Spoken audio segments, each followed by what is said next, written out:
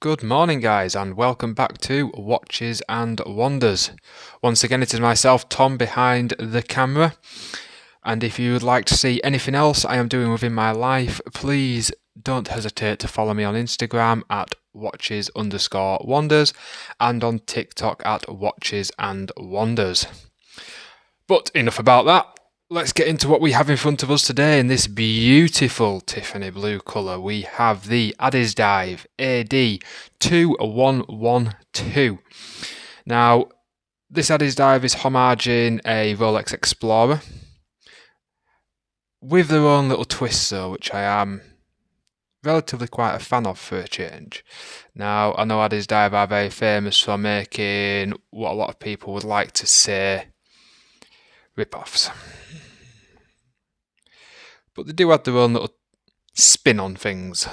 That has a fully loomed bezel. This one has a beautiful Tiffany blue colour. Now, there's been a massive hype on Tiffany blue recently. I've seen watches that are only worth a few £100 sell for almost £1,000. I have watched the Casios that they released to look like the Datejust Rolexes. They are £30, I believe, in the shops right now. I was watching them on eBay sell for over 100. Now, we could just say it's because it's a beautiful looking watch, but Patek Philippe a few years ago released their Nautilus in their collaboration with Tiffany to almost like say, this is how long we have been working for, and they released the Nautilus with a Tiffany blue dial, and that sold at auction for $6 million. So the Tiffany blue wave began, and nowadays it doesn't seem to matter where you go, you will be able to find a watch brand with a Tiffany blue dial. They won't claim Tiffany because obviously that is copyrighted, but it is Tiffany blue. I believe Addiesdive call this turquoise blue, tortoise blue, something. It's something weird along them lines. But anyway, in front of us today, as I stated, we have the Addiesdive AD2112. Now, there's a few things I will run through here that I'm pretty sure everyone is used to, i.e. the movements and stuff like that. They are very commonly found movements, but there's a few things in here that I am ever so slightly, I do like, that's been slightly different to some of the others that we have had on the channel. So let's get started. Here we have the Addiesdive AD2112, and this watch is using, once again, a Seiko movement. Seiko seems to be dominating, absolutely dominating the market with their movements, and I can't blame them, they are built like tanks. So this is using the NH35A movement, which is, I believe, a day plus movement. I could be wrong there. I do apologise. Please do point it out. I've got a few of my Seiko movements mixed up before. It's all a learning curve. But anyway, the Seiko NH35A. Now this is a 21,600 beats per hour movement at 3 Hz. It is a 24 joule movement with 41 hours power reserve. I am pretty sure we have gone over this many a times now. So, looking at this watch initially, personally, I think my personal opinion is it's stunning. Genuinely is. I believe this one is absolutely stunning. It is made completely from 316L stainless steel with a beautiful sandblast finish to it. We have a screw down crown, which is stamped. And we have a screw down case back, which I do believe is also stamped. I apologise, my watch box is looking relatively mucky at the moment. It does need a clean. And we also have the stamped case back. Now I know a lot of people are not a fan of the Addiesdive logo. Myself personally, I don't mind it. Yes, I know what people are saying, well it's just a rip-off from Steel Dives, but in the long run, all these companies are ripping off other luxury companies, so when they start ripping off each other's logos, it's kind of expected. Alright, might just be me, but I sort of expected it. So, we have, as I was stating, a beautiful sand-beaded 316L stainless steel, highly polished, stamped crown, Come on, Seiko, still haven't had a stamped crown off of you guys yet.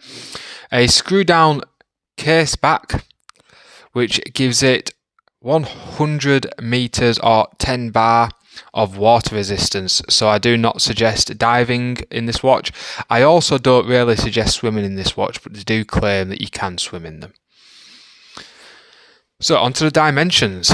We have a 38mm case, which is going across. We have the 47.8 lug to lug, a 13.5mm thickness due to that Seiko NH movement, and 20mm at the strap, tapering down to 17 and then back up to 20.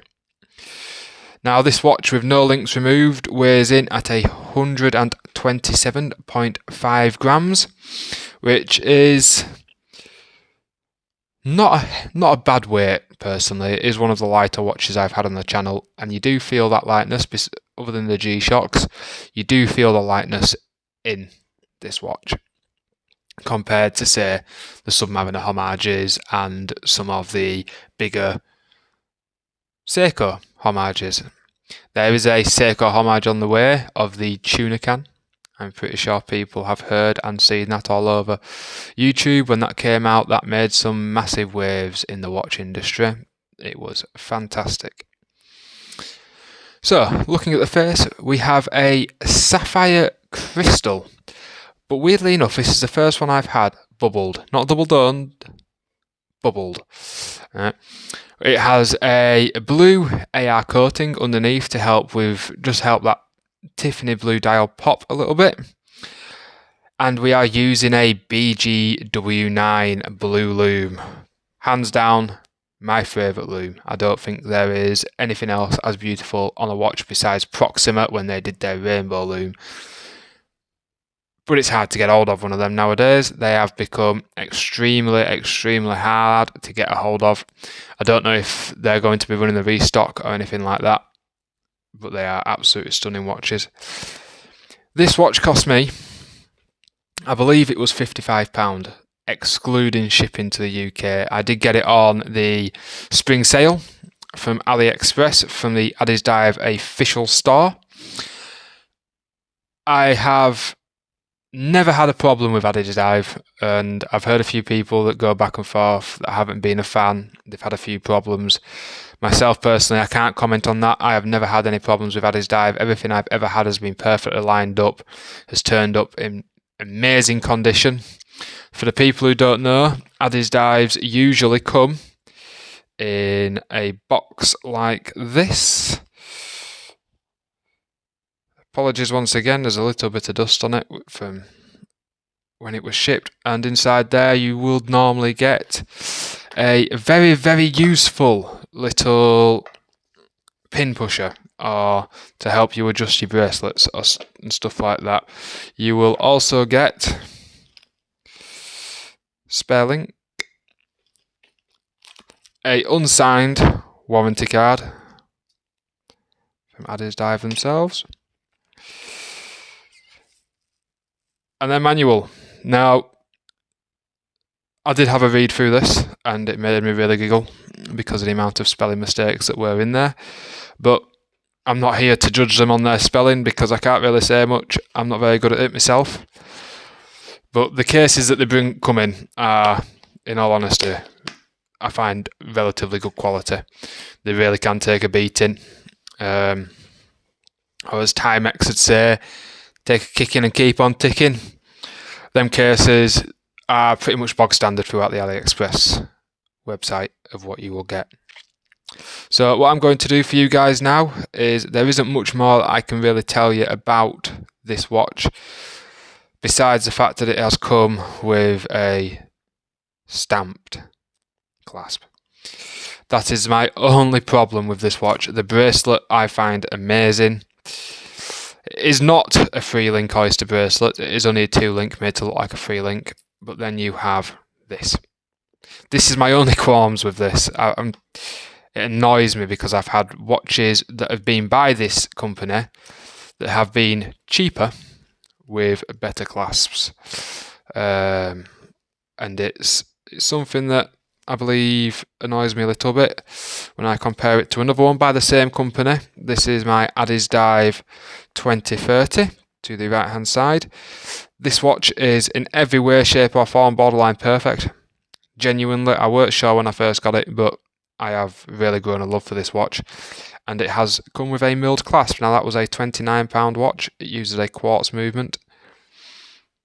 But turns out we get milled clasps on cheaper watches and we don't on the more expensive ones. That's not a shot at Addiesdive. I have had some expensive, I'm not going to say expensive, but watches that cost a little bit more by them that have come with a milled clasp. So maybe this is something that I do need to swap out, maybe for a milled clasp. Probably make me feel a little bit better about it. But all in all, this watch is phenomenal. For the price you're paying, you're not going to get much better. You're really, really not.